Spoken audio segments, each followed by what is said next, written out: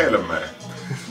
Täällä hyödynnettiin heti hauraan kohdusta juuri maailmaan palanneen, tankilla käyneen Halmetojan Jaakon tämmöstä niin kuin mahdollisuutta kertoa ja välittää se tunne, että mitä tapahtuu, kun tunnin kelluu tuolla tankissa, ja fiilis on aika lailla tätä luokkaa. Eli todella rentoutunut, syvästi rauhoittunut, jotenkin niin mahtavaa. Tiukka päivä ollut takana tossa, tehty kaikenlaista tietotyötä vimpan päälle ja en keksi kyllä mitään parempaa vastapainoa.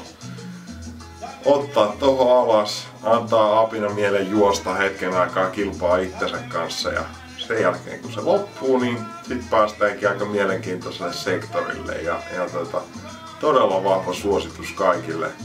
Floating Helsinki, Helsingin Salsa Academy, tohon ehkä kylkeen vähän salsaa vielä ja yhdistää tankkia, niin aletaan päästä tietynlaisen alkemian ytimeen. Täällä vissiin pikkujoulumeiningit jatkuu, ja tietysti suklaan perässä myös itse tässä vähän tuli hännystelemään ja seuraavaksi vähän nestettä, mutta big ups! Iso suositus Floating Helsinki kelluta tankkimeiningistä. Jaakko kiittää ja kuittaa.